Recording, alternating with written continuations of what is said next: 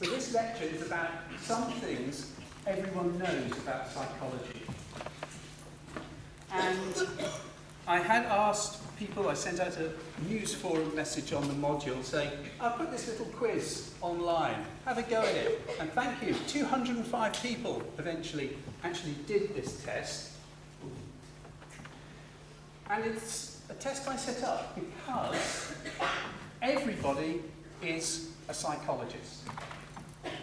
Psychology is about people. We're all people.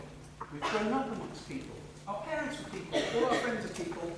We know a lot about people and how they behave. We have to in our everyday life in order to be able to get on, predict, to make conversation with people.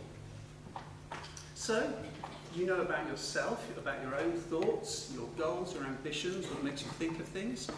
You know what other people are about to think and how they do the things that they're going to do. You can manipulate and influence people. So we all know quite a lot about psychology.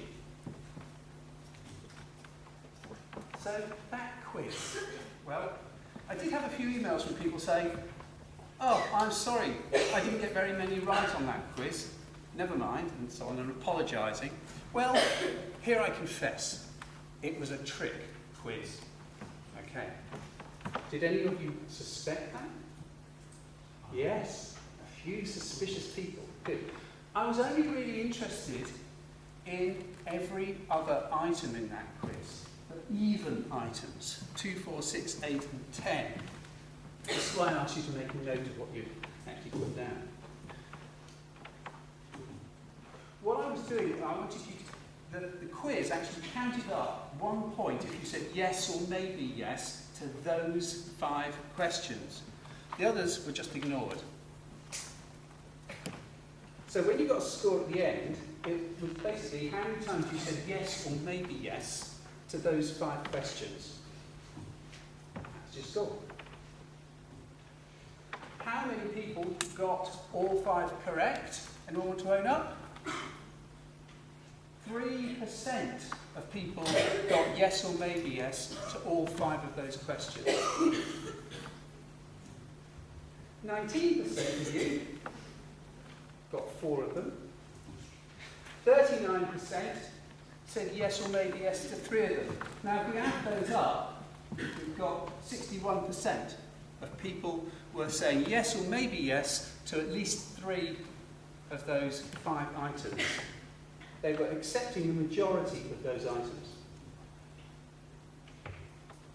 And you can see we have a nice normal distribution of scores fading away down to only 4% didn't accept any of those questions. Are any of those people here? Did anybody remember scoring 0?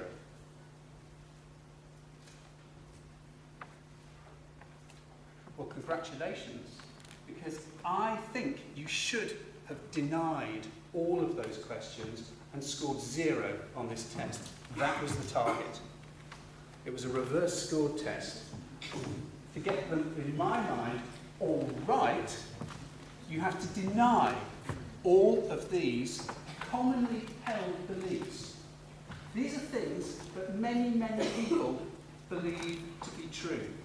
Maybe you don't believe all of them, only 3% of you scored for all 5 of them, that we only use 10% of our brain, that creative people make more use of the right-hand side of their brain, that thought contents can be identified by analysing brain waves, that subliminal advertising works, and that people with larger brains are more intelligent.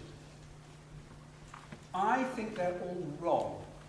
And in this set of lectures, I'm going to be taking each of these 5 false beliefs, and we're going to look at why people do believe these assertions. And then we're going to look at, we're just going to use common sense reasoning to think about them. Can they possibly be true? And then we're going to use psychological evidence to see not only why they can't be true, but also why there's what we call a germ of truth, something that leads people to expect them to be true. Now, to demonstrate that these beliefs really are out there, that you're not strange in accepting these beliefs, here's an advert that I found on the web when I was writing these lectures. Your brain uses only a fraction of its capacity. We think your hard disk should be a bit more efficient than that. Now, this is an advert that's using a technique that's called the foot in the door technique in an argument. You give people something that you think they'll believe, so they're in a sort of accepting what you say frame of mind, and then you slip in something you want to convince them about. So here, the advertisers think people will believe that your brain uses only a fraction of its capacity. They know people will accept that statement, and then they slip in the sales pitch. You need a more efficient hard drive to cope with your crummy brain. They can use this technique because they know people are going to accept that false belief about using a fraction of our brain. Creative people make more use of the right-hand side of their brain. This image is actually taken from an introductory psychology textbook, and it shows this commonly held belief that the left-hand side of the brain is to do with boring analytic jobs, and the right-hand side of the brain is carefree and creative and colourful. Here we have a false belief embodied actually in an introductory psychology textbook. So this first 5 weeks of the module asks why. Why do people believe these false beliefs? We're going to look at each of them and see why they came about, and show you, hopefully convince you that they are false. But you will discover some real psychology, some real facts that makes the core of those beliefs seem more plausible. And you'll go in sympathetic for your earlier self who did believe these things, now that you don't believe them. So the aims and objectives are to learn what's true and what isn't. Now you can't have a better aim and objective in a university module than that, to learn what's true and what is not true. But also to discover why people believe unbelievable things or improbable things. To think critically also about your own beliefs, not to take everything that comes to mind and accept it as true, just because you have always accepted the truth, to question your beliefs, to be sceptical about things. To evaluate arguments using empirical evidence, and that means tests, where someone can go out and say, well, if that's true, then we'd expect to see this happen, and they can go and see, does this happen? Or we wouldn't expect to see this happening, and go out to see, does that not happen? And then they can test their ideas about the world empirically by assessing evidence. And on the way, I'm going to throw a lot of psychology at you. I'm going to make references to papers in journals. I'm not going to say, and you must read chapter 2 of textbook X. This 5 weeks is not about reading textbooks.